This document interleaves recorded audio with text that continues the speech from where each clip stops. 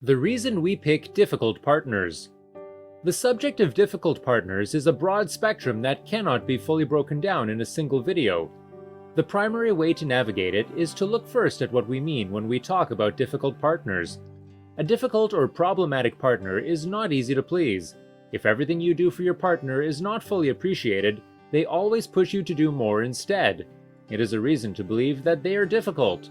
You can also find a difficult partner is someone who does not let go of things.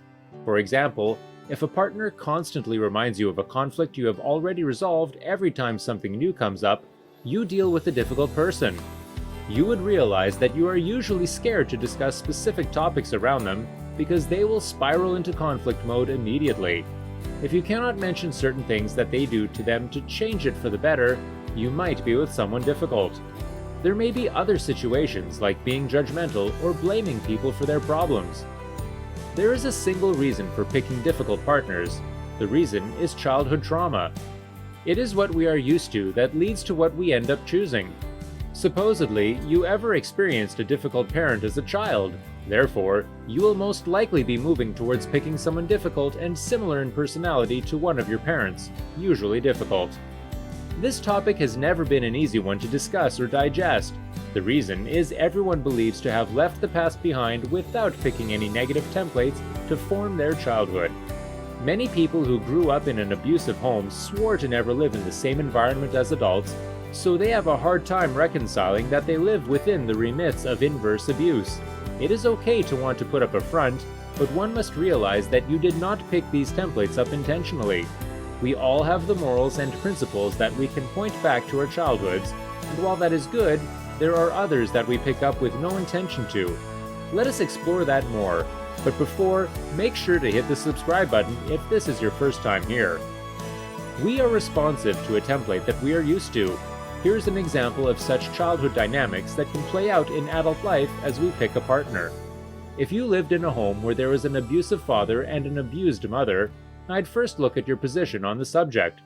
If you always cared for your mom after an abusive episode and provided her with the necessary support, you will most likely want a partner that you can protect. This choice may be because you are used to one person being fallible in relationships if you keep encouraging your mother to leave the relationship. The very fallible nature of the person you are with will likely turn around and upset you because, again, you are used to telling fallible people to walk away and be happy on their own. In the end, you will realize that you are letting this person manipulate you into believing that you are to blame for their behavior. They may constantly get you to feel wrong about everything and consoling them even when they are wrong. Since you are used to being the one who is usually protecting the wronged, it will be within your remits. These are things you chose for yourself, and these are patterns that trail you due to living that life for several years. This point brings me to the next issue of the things that we believe we need. When picking a partner, we establish a list of pointers that we are looking for in them. We look out for qualities that we believe we have come up with, but honestly, those are just the things that our minds have picked up from the childhood we had. Enough of the tragic moments. Let's say you had a good enough childhood. Your family was happy and always together. The only problem you encountered as a family was that your father hated the Sunday morning jazz that your mother loved. He enjoyed the country, and they had brief, loving arguments about who gets to play their choice of music on the family stereo or even in the family van.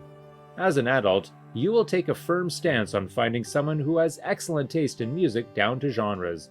It might even lead you to try to date people who create a specific type of music. You might label it as having a family that loved music growing up, but it is your way of getting someone who will continue to have opposing views on your music taste. So what we say we need is what we want to have crept back up as adults. This build-up leads me to my point of familiarity.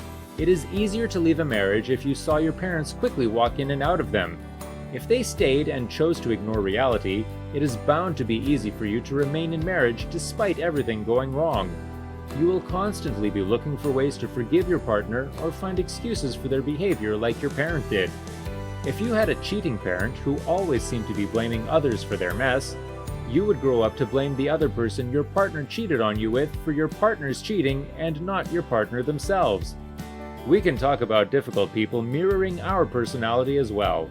For example, it is possible that if you lived all your life wanting to speak up to your parents and never did, you might be going in for a partner who is very expressive and even quite slightly abusive. It is what you wished you could do to your parent then, and you want to see someone who does it. Several people say they are turned on by a partner who talks and acts crazy when they are upset. This similarity directly mirrors their personality of standing up to their parents but never getting the chance to. So as they openly display crazy tendencies, they are living your dark side, and you might find yourself living vicariously through them. Let us know if you believe there is another reason for choosing difficult partners besides unknowingly imbibing a template from childhood. This is the end of our discussion today. See you next time. Bye.